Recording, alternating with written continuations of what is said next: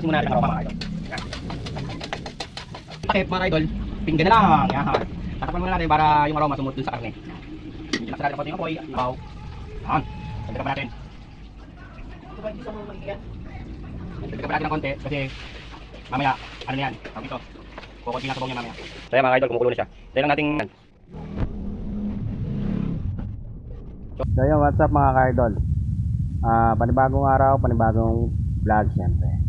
So yan, magluluto tayo ngayon ng tinola. So yan, ganito lang ako magluto ng tinola mga ka-idol.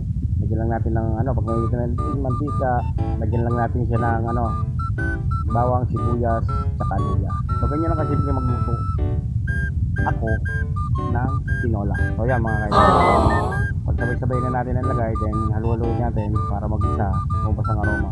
So yan, ganyan lang mga ka-idol. Siyempre, kailangan natin siyang lagyan ng konting pampaalat na patis.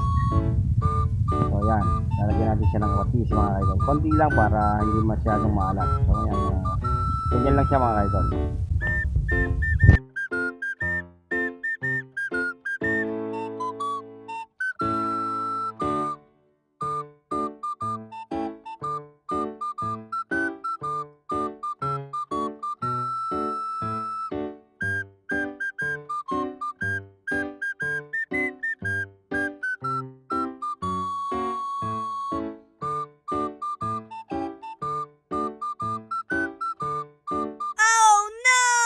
Susunod mo na yung paminta. So yan, pamintang durog nga pala ang nilagay ko dyan mga ka-idol para medyo may konting anghang, isang paminta lang para may konting anghang para malasa rin. So yan, after yan, lagyan na natin yung kailangan natin gisay manok. So yan, manok nga. Ayan, syempre mga ka-idol, tinola gisay manok, diba? So yan mga ka-idol, ganyan lang magluto. So yan, igisa lang natin siya para kumapit yung lasa sa laman. So ayan, lagyan natin siya ng konting tubig para mas lalong medyo lumambot ng konti. Ayan, igisa lang natin para manuot ang lasa sa laman. So ayan, pagkatas niyan takpan natin dahil wala tayong takip, plato na lang ipagtatakip natin mga kaya. So ayan, ganyan lang kasimple mga kaya ito lang magluto na tinola. So ayan, so ayan, medyo nagkati-kati na yung sabaw at medyo naluto na yung manok. So kailangan na natin siyang dagdagan ng tubig. So ayan, halo-halo lang muna konti tapos dagdag ng tubig para may sabaw. Isa pa ng tubig pa para kasi mamaya magkakati pa yan. So mababawasan pa yung sabaw na yan. Okay na yan. So ayan, lagay na natin yung yan ang nagpapasarap dyan, yung papaya. Ayan. So ayan mga ka-idol, ayan, kumukulo na, medyo hintay lang natin na lumambot yung papaya.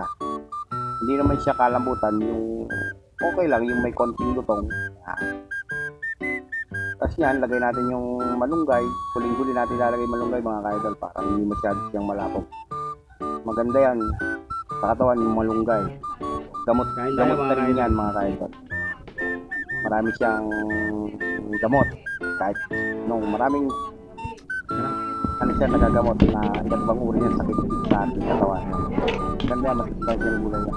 So kaya pa kayo pag luluto kayo ng tinola o kahit anumang may sabaw, lagyan nyo na malunggay mga papaya kasi masasabay siya. So ayan, tayo lang natin ikulo. Ayan, tapos na tayo. Ayan, tara mga ka-idol, tayo. Ito paborito ko leg.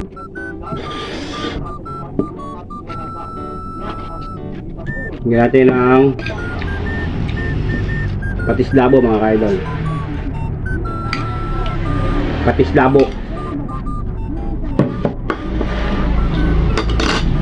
Sausawan.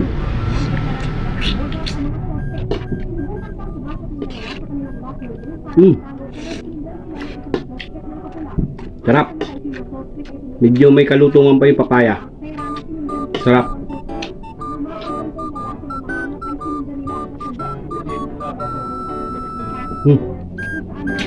Good.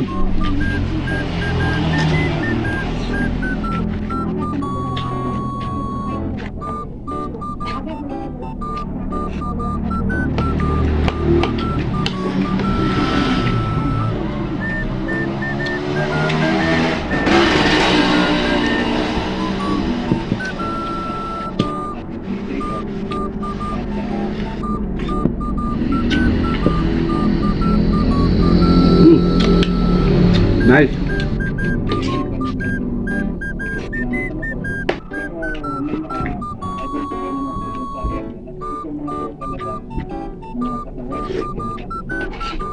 Sarap. Ano sa mga idol? Kaya.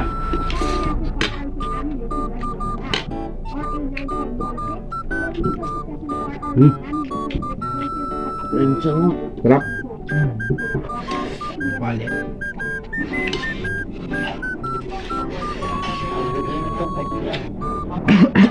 Gulay lang mga idol. Ayos na. Tapos isang kaperasong leeg. Okay na sa akin yun.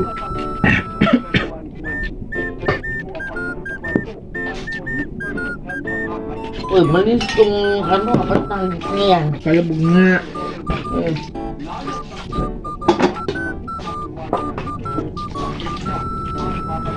Kalabog, di mo siya.